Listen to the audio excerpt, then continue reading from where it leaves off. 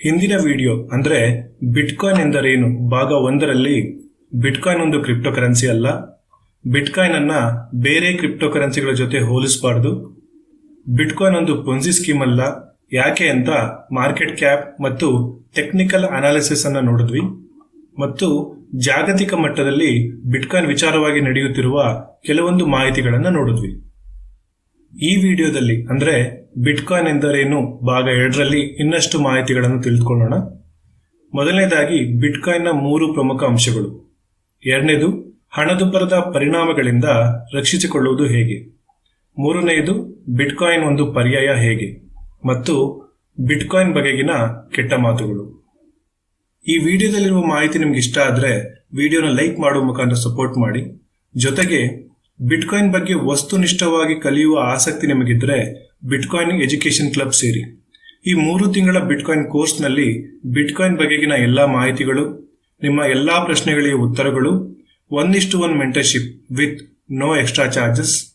Course ಮುಗಿದ ನಂತರವೂ ಸಹ ಪ್ರಮುಖ ವಿಚಾರಗಳು ನಿಮಗೆ ವಾಟ್ಸ್ಆಪ್ ಮುಖಾಂತರ ಸಿಗುತ್ತದೆ. ಆಸಕ್ತಿ ಇದ್ದವರು 9019758748 ಈ ನಂಬರ್ಗೆ ವಾಟ್ಸ್ಆಪ್ ಮಾಡಿ ಜಾಯ್ನ್ ಆಗಿ. ಬಿಟ್ಕಾಯಿನ್ ಒಂದು ಹೊಸ ರೀತಿಯ ಹಣ. ಇದು 3 ಪ್ರಮುಖ ಅಂಶಗಳನ್ನು ಒಳಗೊಂಡಿದೆ. ಬಿಟ್ಕಾಯಿನ್ ಅನ್ನ ಯಾವುದೇ ಸರ್ಕಾರ ಅಥವಾ ಯಾವುದೇ ಹಣಕಾಸು ಸಂಸ್ಥೆ ನೀಡುವುದಿಲ್ಲ, ಪ್ರಿಂಟ್ ಮಾಡುವುದಿಲ್ಲ, ಮುದ್ರಿಸುವುದಿಲ್ಲ. ಬಿಟ್ಕಾಯಿನ್ ಒಂದು ನ್ಯೂಟ್ರಲ್ ಫಾರ್ಮ್ ಆಫ್ ಮನಿ.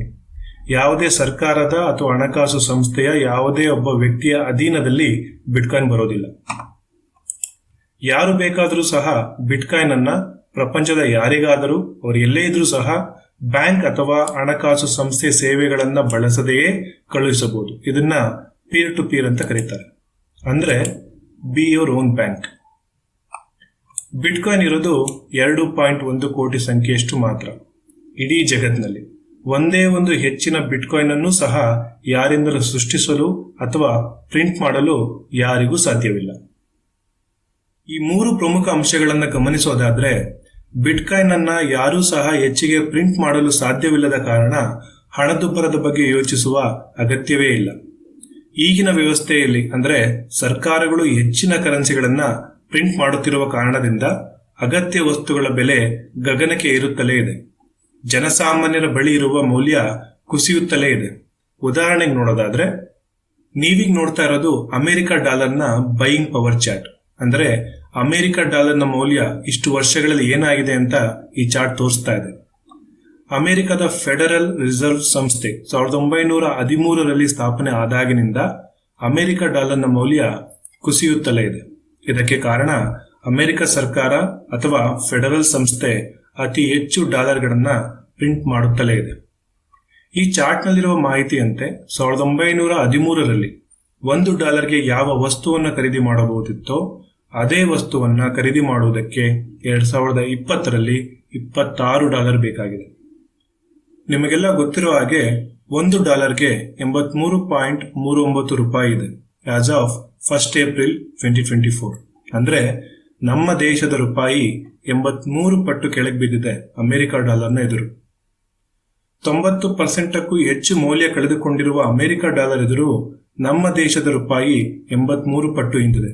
ಅಂದ್ರೆ ಇನ್ನೆಷ್ಟು ಮೌಲ್ಯವನ್ನ ನಮ್ಮ ರೂಪಾಯಿ ಕಳೆದುಕೊಂಡಿದೆ ಎಂದು ಅರ್ಥ ಆಗ್ತದೆ. ಇದೇ ಕಾರಣದಿಂದಲೇ ಅಗತ್ಯ ವಸ್ತುಗಳ ಬೆಲೆ ಏರಿಕೆ ಆಗ್ತಾ ಇರೋದು. ಹಾಗಾಗಿ ಸರ್ಕಾರ ಅಥವಾ ಹಣಕಾಸು ಸಂಸ್ಥೆಯ ನಿಯಂತ್ರಣದಲ್ಲಿ ಇರದ ಹಣದ ಅವಶ್ಯಕತೆ ಜನಸಾಮಾನ್ಯರಿಗಿದೆ. ಅದೇ ಬಿಟ್ಕಾಯಿನ್. ಈ ರೀತಿಯ ಹಣದುಬ್ಬರದ ಪರಿಣಾಮಗಳಿಂದ ನಮ್ಮನ್ನ ರಕ್ಷಿಸಿಕೊಳ್ಳುವುದು ಹೇಗೆ? ಯಾರೂ ಸಹ ಜೀವನ ಪರ್ಯಂತ ಕೆಲಸ ಮಾಡುತ್ತಲೇ ಇರಲು ಸಾಧ್ಯವಿಲ್ಲ. ತಮಗೋಸ್ಕರ, ತಮ್ಮ ಮಕ್ಕಳಿಗೋಸ್ಕರ, ಮೊಮ್ಮಕ್ಕಳಿಗೋಸ್ಕರ ಸ್ವಲ್ಪ ಹಣವನ್ನು ಮೀಸಲಿಡಲೇಬೇಕು. ಅದು ಪ್ರತಿದಿನದ ಖರ್ಚು ವೆಚ್ಚಗಳನ್ನು ಭರಿಸಿಕೊಂಡು. ಒಂದು ವೇಳೆ ಕಷ್ಟಪಟ್ಟು 1 ಲಕ್ಷ ಕೂಡಿಟ್ರೆ ಈ 1 ಲಕ್ಷದ ಬೆಲೆ ಮುಂದಿನ ದಿನಗಳಲ್ಲಿ ಅದರ ಮೌಲ್ಯವನ್ನು ಹೇಗೆ ಕಾಪಾಡಿಕೊಳ್ತದೆ? ಈ 1 ಲಕ್ಷದಲ್ಲಿ ಚಿನ್ನ ಖರೀದಿ ಮಾಡಿದರೆ ಹಣದುಬ್ಬರದ ಏರಿಕೆಗೆ ತಕ್ಕ ಮಟ್ಟಂತೆ ಚಿನ್ನದ ಬೆಲೆ ಏರಿಕೆ ಆಗ್ತಾ ಇಲ್ಲ. The gold has not been a good inflation hedge for the past 14 years. ಈ 1 ಲಕ್ಷದಲ್ಲಿ ರಿಯಲ್ ಎಸ್ಟೇಟ್ ನಲ್ಲಿ ಹೂಡಿಕೆ ಮಾಡಿದರೆ ಬಾಡಿಗೆದಾರರು, maintenance cost, insurance, property tax ಇತ್ಯಾದಿಗಳ ಬೆಲೆ ಕಟ್ಟಲೇಬೇಕು. ಅದರಲ್ಲೂ 1,00,000 ಯಾವುದೇ ರಿಯಲ್ ಎಸ್ಟೇಟ್ಗಳನ್ನ ಕೊಂಡುಕೊಳ್ಳಲು ಸಾಧ್ಯವೇ ಇಲ್ಲ. ಈ 1,00,000ದಲ್ಲಿ ಸರ್ಕಾರದ ಬಾಂಡ್ಗಳನ್ನು ಖರೀದಿಸುತ್ತೀರಿ ಎಂದರೆ ಅದರಲ್ಲೂ ಸಹ ಹಣದುಬ್ಬರದ ಏರಿಕೆ ತಕ್ಕಂತೆ ರಿಟರ್ನ್ಸ್ ಅಂದರೆ ಈಲ್ಡ್ ಬರ್ತಾ ಇಲ್ಲ. ಈ 1,00,000ದಲ್ಲಿ ಯಾವ ಕಂಪನಿಯ ಷೇರುಗಳನ್ನು ಕೊಂಡುಕೊಳ್ಳುವುದು? ಯಾವ ಕಂಪನಿ ಮುಂದಿನ 50 ವರ್ಷಕ್ಕೂ ಹೆಚ್ಚು ಸಮಯ ಮಾರುಕಟ್ಟೆಯಲ್ಲಿ ತನ್ನ ಅಸ್ತಿತ್ವ ಉಳಿಸಿಕೊಳ್ಳುತ್ತದೆ ಎಂದು ಹೇಳಲು ಯಾರಿಗೆ ಸಾಧ್ಯ ಇದೆ? ಇದಕ್ಕೆ ಪರ್ಯಾಯ ಬಿಟ್ಕಾಯಿನ್. ಷೇರು ಮಾರುಕಟ್ಟೆಯಲ್ಲಿರುವ ಷೇರುಗಳ ವೋಲಟಾಲಿಟಿ ಬಗ್ಗೆಯೇ ನಂಬಿಕೆ ಇಲ್ಲದ ಮೇಲೆ ಅತಿ ಹೆಚ್ಚು ವೋಲಟಾಲಿಟಿ ಇರುವ ಬಿಟ್ಕಾಯಿನ್ ಅನ್ನು ನಂಬುವುದು ಹೇಗೆ? ಇದು ಬಹುತೇಕರ ಗೊಂದಲ. ಇದಕ್ಕೆ ಉತ್ತರ ಬಿಟ್ಕಾಯಿನ್ನ ಫಂಡಮೆಂಟಲ್ಸ್ ಅಂದರೆ ಮೂಲಭೂತ ತತ್ವಗಳು. ಪ್ರಪಂಚದಲ್ಲಿ ಇರೋದು 2,10,00,000 ಬಿಟ್ಕಾಯಿನ್ ಮಾತ್ರ. ನಮ್ಮ ಬಿಟ್ಕಾಯಿನ್ ಅನ್ನು ಬೇರೆ ಯಾರೂ ಸಹ ಕಿತ್ತುಕೊಳ್ಳಲು ಸಾಧ್ಯವಿಲ್ಲ. ನಮ್ಮ ಬಿಟ್ಕಾಯಿನ್ ಅನ್ನ ಬೇರೆಯವರು ಕಂಟ್ರೋಲ್ ಮಾಡಲು ಸಾಧ್ಯವೇ ಇಲ್ಲ. 1,00,000 ಅಥವಾ 1,00,000 ಕೋಟಿ ಬೆಲೆ ಬಾಳುವ ಬಿಟ್ಕಾಯಿನ್ ಅನ್ನ ತಲೆಯಲ್ಲಿಟ್ಕೊಂಡು ಪ್ರಪಂಚದ ಯಾವುದೇ ಭಾಗಕ್ಕೂ ಹೋಗಬಹುದು.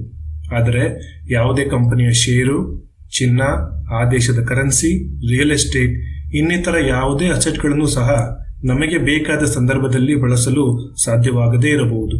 ಯಾಕೆಂದರೆ ಬಿಟ್ಕಾಯಿನ್ ಹೊರತುಪಡಿಸಿ ಉಳಿದ ಎಲ್ಲವೂ ಸಹ ಜಿಯೋಗ್ರಾಫಿಕಲ್ ರೆಸ್ಟ್ರಿಕ್ಷನ್ ನಲ್ಲಿ ಒಳಪಡುತ್ತದೆ.